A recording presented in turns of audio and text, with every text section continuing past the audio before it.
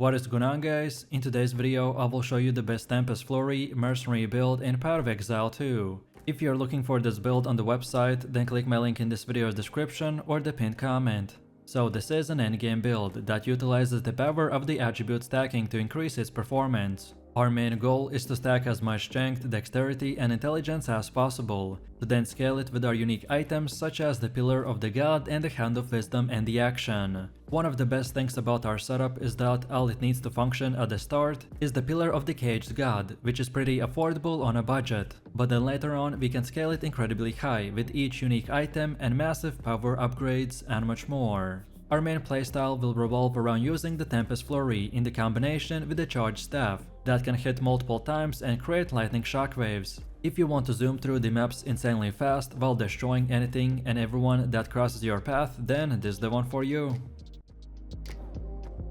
So let me show you the build, and for the main class I have chosen to go with the Mercenary, and our Ascendancy is the Gambling Legionnaire. Then for the first skill we have the TEMPEST FLURRY with the support gems such as the Martial Tempo, Inspiration, Glaciation and the Ice Bite.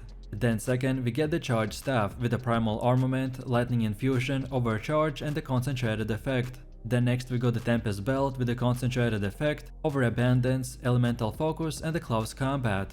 Next we have the Wind Dancer with the Blind, Maim and the Pin. Next up we have the Herald of the Ice with Magnified Effect, Lightning Infusion, Primal Armament and the Elemental Focus. Next we got the Combat Frenzy with the Profusion. And finally, for the last one we are using the Glacial Cascade with no support gems. Most of the setup is structured around using the TEMPEST FLURRY and the Charged Staff to delete huge amount of enemies in seconds. So we use gems and skills that will support and increase their duration and damage, while the rest are powerful buffs and utility skills that usually get activated in the background. Also, at this point I would usually show you a leveling build, but this time our particular setup is specifically meant for only endgame, because it will only start working when we get the quarterstaff called the Pillar of the Caged God. So until that point I would recommend to use my cheap gas grenade build, which link you can find in the description and on this website.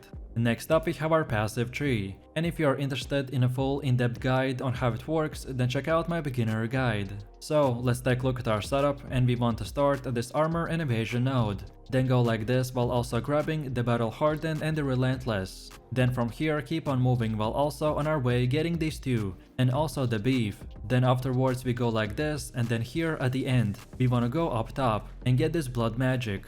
We want to use this specific node because scaling mana and handling mana cost is expensive, while maintaining very high tankiness, so this is a great keystone to solve any potential mana problem. Then after this, we now want to circle back and this time go to the bottom and get this brute strength. And then as you can see from here, the whole path pretty much just goes in a straight line, so just follow it while also grabbing everything that you can see right here. The only thing that you need to keep in mind is that you don't need to get these two, so the Lightning Rod and the Flash Storm, if you still haven't equipped the Hands of the Wisdom and Action. And then from here, the most important nodes and the ones we want to get is the Storm and the River, as they increase our evasion rating while also letting the freeze to build up faster for more consistent explosions with the Herald of the Ice. And on top of this, it also makes keeping up our Charged Staff much easier, by giving it an extra duration when consuming a single power charge, since it counts as using an extra charge. And then finally, the last most important part is the Resonance, as it is one of the core nodes of our build. It will convert the frenzy charges gained from the combat frenzy into the power charges, which will allow us to cast our insane Charged Staff.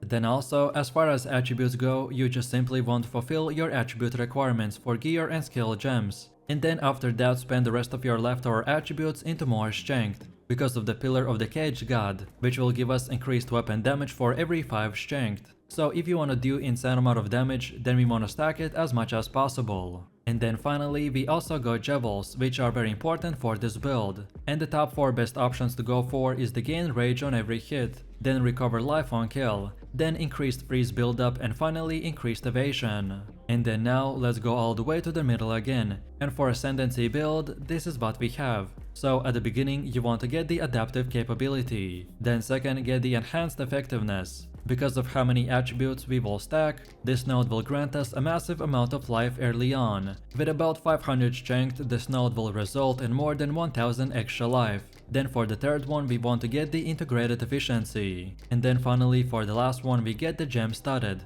which is another powerful node. If we don't get this one, then our build will run out of the effective support gems. So we want to get it to not only increase our DPS, but also to create the bigger explosions by using the Herald of the Ice. So feel free to use the exact same path as we have right here. And don't forget to check this video's description to find the link for this website. And this should make it easier for you to follow the path. Next up we have our Atlas passives. So when we start we want to first of all go to the right side and get all of these nodes, until we get this keystone called the Deadly Evolution. Then from here we want to circle back to the middle, and this time go up top, until we get to the second keystone called the Corrupted Infusion. And then from this point and onwards you can unlock the rest of the nodes in whatever order you want. But then on top of this, we have even more passives. Which order in which you unlock them doesn't really matter, so this time it's up to you. And this is how it should look like for the ritual. Then next we have Delirium. Then third we have the bosses, and then on top of that we have the pinnacle bosses. Then next we also have our expedition setup, and then finally our breach setup. Then next we have our gear. The weapon of our choice is the Pillar of the Caged God. This is relatively cheap and common item, however in the early game we want to use the Glacial Rune or the Storm Rune to increase its flat damage output even more. On top of this, if you get lucky enough, then you can also find this quarterstaff with 3 sockets. Then for the helmet we have the 3 dragons. And after you get the Hounds of the Wisdom in action, then this is the third priority that you should get, as it is mandatory to ensure that you are freezing enemies for a massive Herald of the Ice explosion. Then for the chest we have the Warrior Invictus. This is another powerful item, but this time not mandatory whatsoever, so use this one or anything similar. And for stats we want to focus on increased evasion, more to strength, dexterity and intelligence, and more resistances like fire, cold, lightning and chaos. Then for the belt we have the double belt with increased charm charges. And for bonus stats we want max life, more to strength and chaos and fire resistance. Then for gloves we got the Hound of the Wisdom in action. This should be the second item that you prioritize after our weapon, as it is another core part of our build, and will enable us to stack our attributes and increase DPS by a massive amount. Then for the boots we're using the advanced hunting shoes with evasion and energy shield. And for more we want increased movement speed, max life, more to dexterity and fire and cold resistance. Then for first and second ring we got the same one called the Prismatic Ring, with more to all elemental resistances. And for more we want adds fire or cold damage to attacks, and more strength, dexterity and intelligence. And then finally for the amulet we have Amber Amulet with strength. And for more we want more to all attributes, more to strength and intelligence. No matter which gear you choose, just at least try to get 75% resistance cap on all 4 elements. This is the best setup in the endgame, and if you only can afford few things, then I would recommend to prioritize the weapon, then the gloves, and finally the headpiece. Then next we have runes. During early item progression, most gear will be sacred with resistant runes. However, once your elemental resistances have been capped, and resistant runes are no longer necessary, then you want to opt in to increase your maximum life, with body runes or consider socketing as soul core.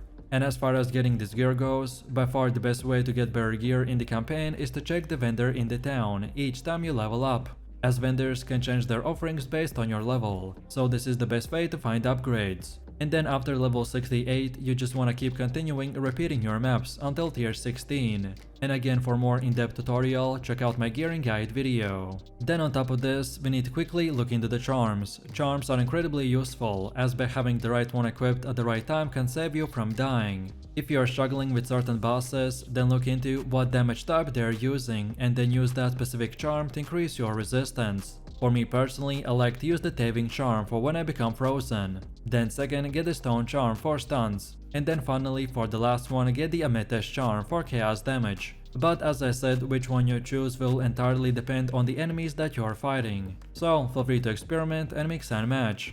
And now finally, let's quickly take a look at how this build will work. So for maps and AoV farming, we simply want to spam our Tempest Flurry while making sure to maintain the charge staff for as long as possible. However, then for single targets and boss fights, we want to start by attacking with the Tempest Flurry to generate combo stacks. So then we use our Tempest Belt and then continue attacking with the Tempest Flurry. This combo will freeze the bell and generate a power charge. So then afterwards we use our power charge by casting the charge staff. So then once the charge staff is active, we want to continue attacking the target with the Tempest Fury, and replace the Tempest bell whenever it goes down. So let me know what you think about this build in the comments below. If you enjoyed this, then you definitely don't want to miss my top 3 best mercenary builds video, where I showed even more powerful builds. So click the screen now and I'll see you in the next one.